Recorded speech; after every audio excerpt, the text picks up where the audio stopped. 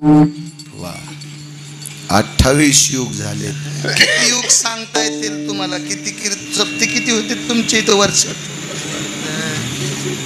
एक का दोन? एकच होते.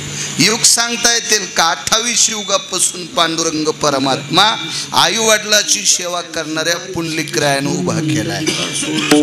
त्रेतायुग, त्याच्या अगोदर सत्ययुग, त्रेतायुग, काय माग पुढे असू द्या, कोणता अधिकट पलीकड काय आपल्याला काय त्याचं बिल भरायचं का? सत्ययुग, त्रेतायुग, क्रतायुग, द्वापारयुग, कलियुग, 5. मागचे कोण सांगायचे? विठू पांड्यान, लठू पांड्यान कोण सांगायचे? तुम्ही अभ्यास करा ऐकणारे लोक, आणि ऐकणाऱ्या लोकांना आम्हाला चिठ्ठी द्या. हे 5 आम्ही लय दिवसपासून ऐकायलो, आम्हाला अजून 5 पाहिजे. हवा निघन, हवा कीर्तनकाराची तोंडातून, आहे का नाही? खरं. तुम्ही जितके हुशार होताल तितके आमचे लोक अभ्यास करतील, आणि तुम्ही जितके गाफील होताल का तितके आमचे गाणेच म्हणतील. विठाला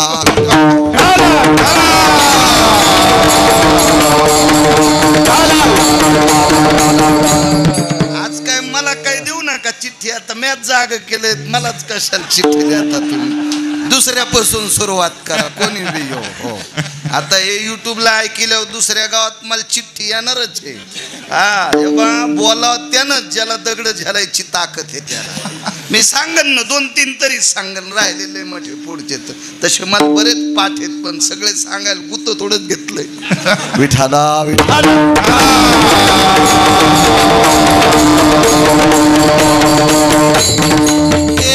तांबदा युगाचे निकळा, ये युगाचे निगान वाळिया, तांबद युग ती सोहळिया. तांबद युग.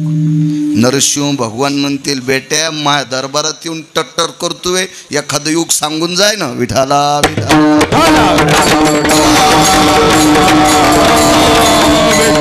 ते म्हणते, मी हिरण्यक्षाला फाडे बेट्या, तर बाळ्या तुला फाडायला किती टाइम लागल? त्याच्यामुळे त्याच्या दरबारात वटवट नको. आई बापाच्या पुण्याईनं जगाचा पाप उभा केलाय. इतकं मायबापाचं पुण्य असतं राजे हो. आई वडिलाचं जो मुलगा दर्शन घेतो का, त्याला कोण्याच महाराजाच्या पाय नाही पडू नको असं म्हणत नाही, पण नाही पडला तरी त्याला काही पाप लागत नाही. आणि माय बापाचं दिवसात 3दा दर्शन घेणाऱ्याला स्वतः पंढरपुरातले मालक म्हणते, आमच्या दोघांच्या पाय नाही पडला तरी चालतंय. पंढरपुरातल्या काशीतल्या मालकाच्या मायबापाच्या 3दा दर्शन घेणाऱ्याला हेच खांद्यावर घेऊन नाचत येत. इतकी ताकद आहे मायबापाची. इथं बसलेल्या सांगतो कुखावाल्याला, जी नवऱ्याच्या आदरानं दर्शन घेते तिला आमच्या पाय पडायची गरज नाही, आणि जी नवऱ्याच्या पाय पडत नाही ना आम्हाला काजू टाकून दूध देते का, ती ज्या गावात आहे त्या गावात पाऊस पडत नाही. आणि तुम्ही याला बी टाळ्याच वाजवायले. रामकृष्ण हरी विठ्ठला.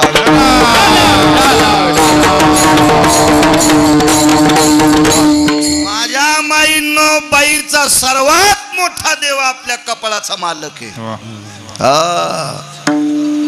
मानी भ्रताराची बोली, धन्य जगी ती माऊली, तिचे होता दर्शन, मिळे पोट भरी अन्न. तुका म्हणे पतिव्रता, तिची देवावरी सत्ता. इतकी ताकद आहे तुमच्या. मालकाचं दर्शन घेणारी बाई सर्वश्रेष्ठ बाई आहे, सर्वश्रेष्ठ. सगळे हरिपाठ पाठ आहेत तिला. गाथा पाठ केला तिनं, आणि नवऱ्याच्या कुत्र्याच्या भाकरी संगत द्याली. ही गावात वाहतूळ आली समजायचं. विठाला विठाला विठाला.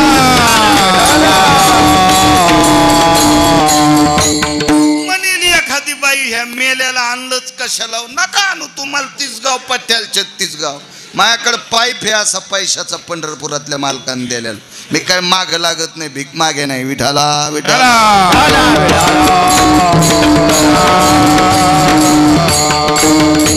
पटलं आणा नका, पटलं नका आणू. खरं बोलल्यावर राग येतच असतो कोणाला बी.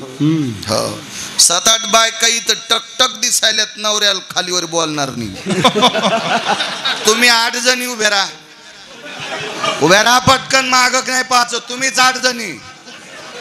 तुम्ही 8 जणी माग मरायची बाप्पा. आणि ह्या म्हातारीच्या श्राद्धाच्या दिवशी पुन्हा तिच्या श्राद्धाली यावं लागेल मला. एवढ्या बार माफ करतो विठाला.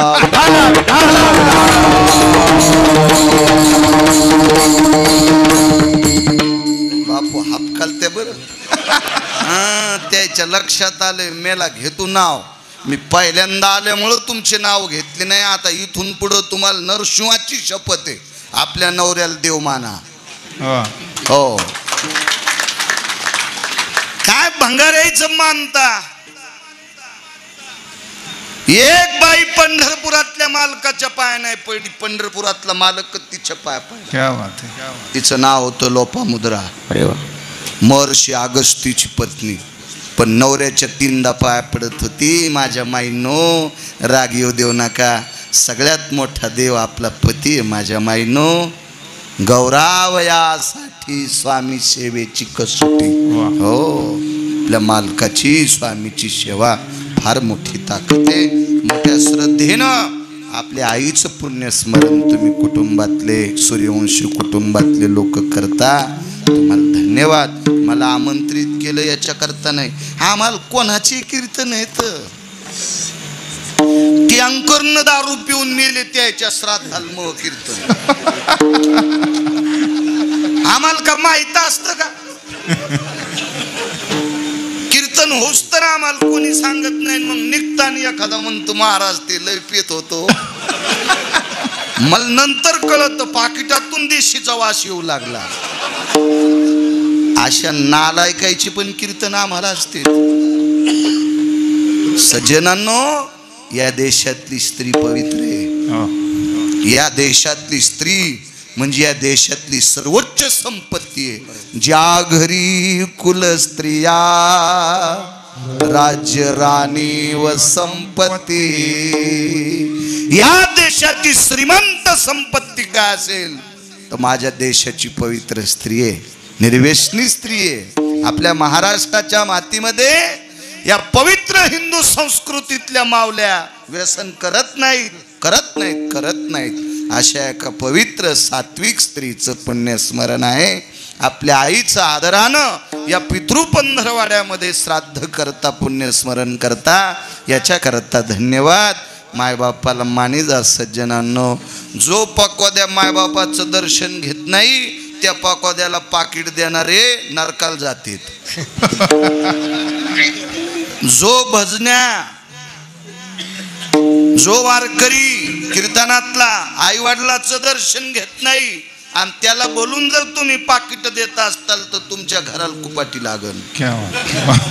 हो जो कीर्तनकार. आता मी लांबचा आहे तिकडचा परभणी जिल्ह्यातला. माझे वडील 90ला जात राहिले. पण कोणी न कोणी तुमच्याकडचं नोकरीला असतंय. कशाला असतंय साहेब?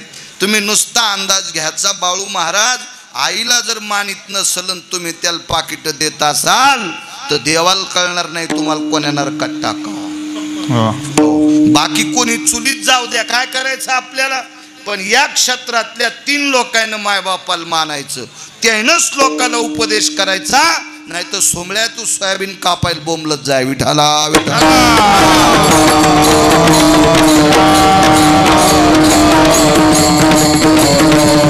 सगळ्यात मोठं दैवत काय असेल तर आई वडील आहेत. त्या परमपावन माऊलीचं पुण्यस्मरण आज आहे. त्या निमित्तानं मला इथे येण्याचा योग आला. मला असं वाटतं इथं नरसिंह भगवंताची मंदिरं सांगितले तुम्ही. 5 मंदिर आहेत.